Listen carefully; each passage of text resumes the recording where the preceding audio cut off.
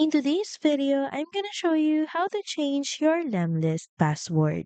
So first log into your Lemlist dashboard, then click on your profile icon at the bottom left corner, then go to settings.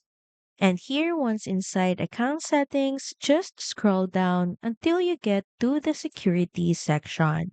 And here beside login with password, you should see a button to change your password. So just click on it.